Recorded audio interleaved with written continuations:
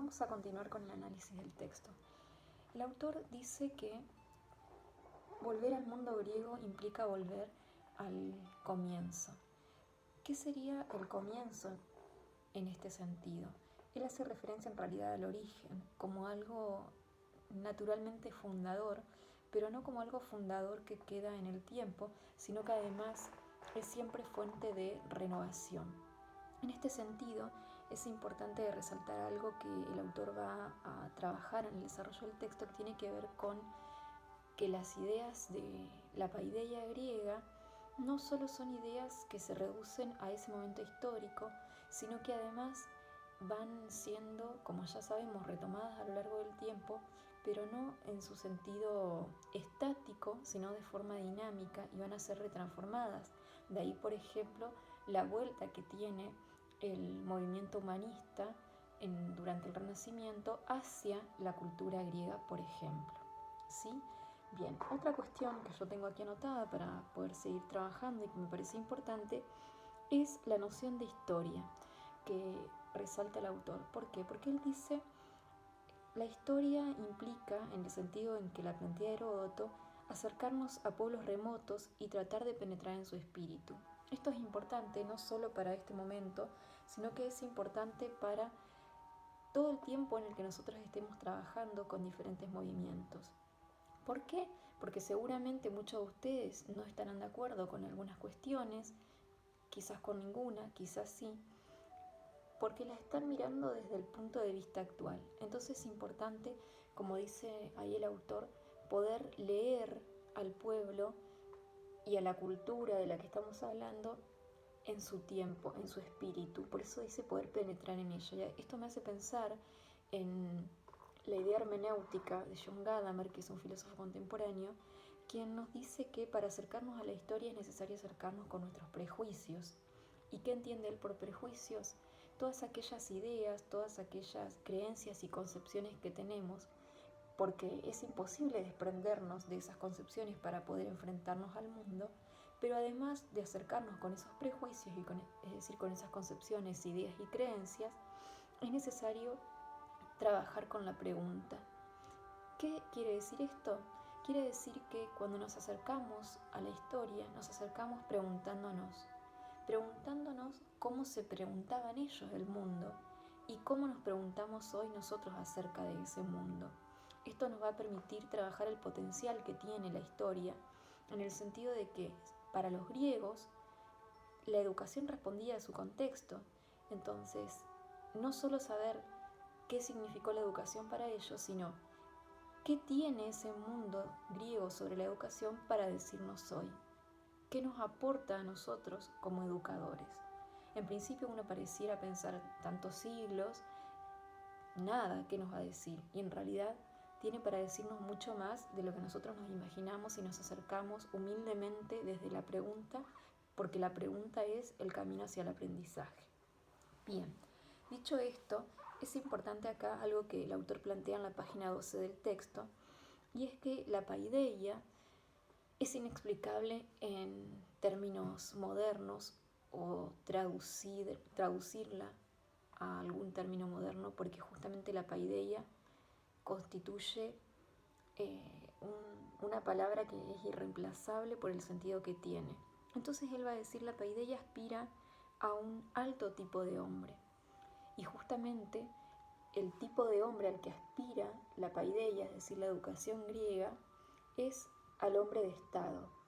Pero ese hombre de Estado no es un hombre de Estado que solamente va a trabajar como un político en una forma de gobierno. ¿Por qué? Porque la concepción de Estado que tiene el hombre griego es completamente diferente a la concepción de Estado que nosotros conocemos hoy. Entonces acá hasta podríamos decir que también estamos hablando del alto ideal de hombre para la comunidad. ¿Por qué? Porque se entiende que en la medida en que el hombre es mejor para sí mismo, es mejor para otros. Y de ahí esta idea comunitaria de educación. Por eso en la guía de estudio, cuando nosotras planteamos a qué se refiere la idea de justamente formación, acción educadora, idea artista, estamos buscando que ustedes puedan comprender esto en el siguiente sentido. El autor va mostrando cómo el artista con su material le va dando forma a una obra. Y acá esa obra, ¿sí?, se plasma a partir de una idea. Es decir, el artista piensa una idea, se imagina además eso que quiere hacer y lo plasma en el material. La acción educadora, en este sentido, puede asemejarse porque se busca formar algo.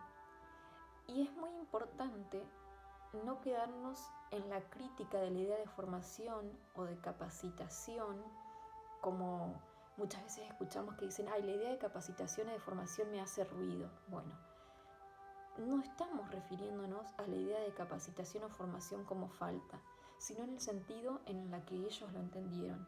Formación como configuración de lo que el hombre es, no de algo que yo le impongo desde afuera. Porque acá en el mundo de los griegos hay, como dijimos en la primera parte de la explicación, una idea de normatividad interna que el hombre trae, que tiene que ver con sus potencias y sus dimensiones que se van a desarrollar. Entonces la acción educadora es configuradora en el sentido de que ayuda y permite que el hombre desarrolle eso que ya tiene en sí mismo.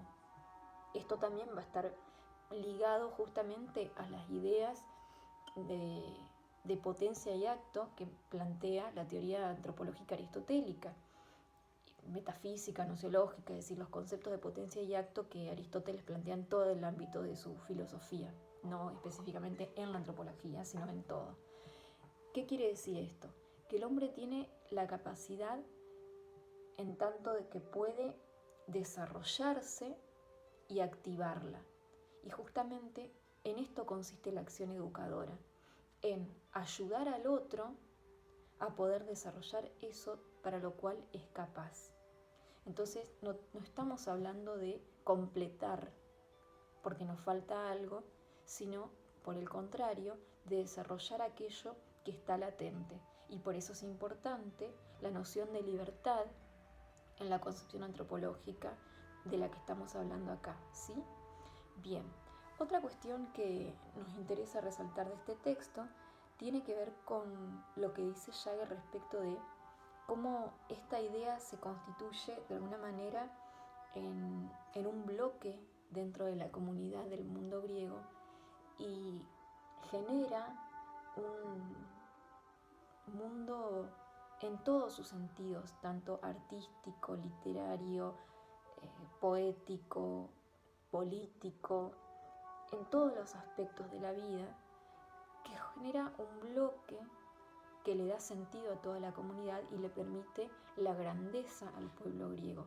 Grandeza que va a ser vista, admirada y tomada por el mundo de los romanos.